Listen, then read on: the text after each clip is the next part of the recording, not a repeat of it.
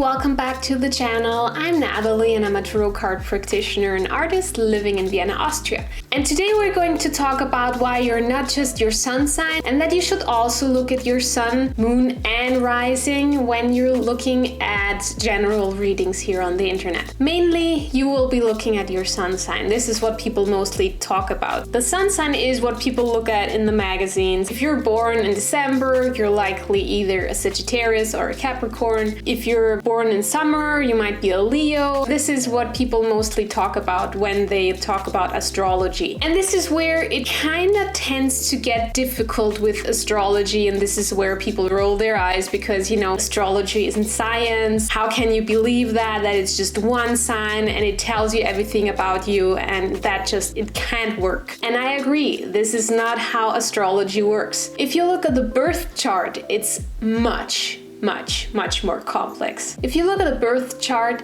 it's like a snapshot of the sky, what it looked like during the time when you were born. And there are certain influences, certain things out there with planetary alignments that really create a very complex chart. And this is why astrology isn't just your sun sign, it's way more complex. So let's get into the sun sign. The sun sign is your personality. It's what you ultimately strive to be. It's also where your ego resides. If you look at it from an artsy kind of perspective and a drawing, this is the outline. So this is just the rough sketch of your personality. The sun generally travels about 1 degree per day, and it takes about 30 days to travel through a sign, and wherever during your birth the sun was in whatever sign is your sun sign. That's why it's called sun sign. If you look at the rising sign is actually the sign that has been on the horizon in the east while you were born. So it's your ascendant, it's moving upwards. And the ascendant changes about every 2 hours. That's why it's very important that you know your birth time, because this is actually very, very, very important for you, your readings. You always should look at your rising sign, because your rising sign is how you represent yourself to the world. This is what you put on the outside. This is how you express yourself in the world. Many people will rather associate you or see you as your rising sign because that is what they get to see from you. This is especially important in relationships. So if I look at my own relationships and if I look at my partner is a Libra, but he's a Scorpio rising, and you can definitely tell. I perceive him way more Scorpio-ish than he's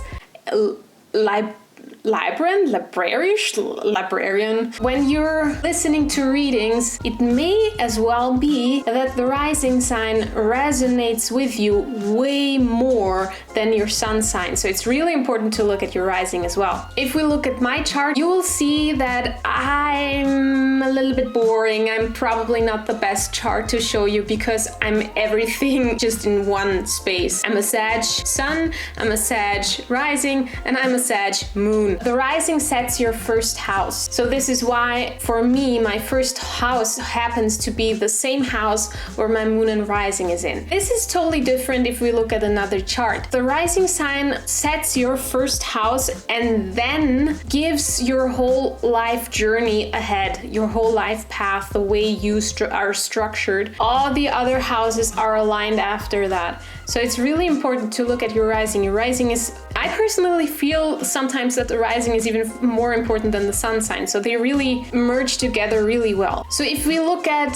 the rising sign in terms of art, it's the coloring. It's what adds the personality, the flavor. It shines the most to the outside. It adds the color to the sketch. If you look at the moon sign, the moon stays in a sign for 2 to 2.5 days. The moon sign represents your emotional personality, your emotional psyche. It's also representative of the subconscious, of your needs and wants, your emotional well-being. If you look at the moon, your moon reading, you will hear a lot about what's emotionally going to happen to you in this month and what you should be listening up to in consideration to your own plans, your own needs, your own wants, your own strivings. This is also how you process information from the outside. When you look at your moon reading and you listen to it and there's something in there about, stressful events happening and this kind of, or needing to take a break, anything that has to do with health in your moon reading, maybe needs to be taken into consideration. If you look at the moon in the art terminology, it would be the shadowing. It adds kind of edges and your wildness, your wild spirit is in your moon sign. But this is why it's so important to look at your whole birth chart. If you've never calculated a birth chart before, I will link a free calculator in the description. And if you feel like it, I offer in-depth, like really, really in-depth, several pages to work through birth charts where you get a PDF with your chart, with explanations, and with all the more complex situations that are going on in your birth chart. Leave me a comment below if this is helpful for you. If you want to know more about the houses or something else in astrology, I'm very willing to talk about anything. Thank you to the users who have requested this video. It was a blessing and a joy to create this for you. Please ask some questions below and I will answer them for you. Thank you so much for watching, and I will talk to you soon. Bye bye.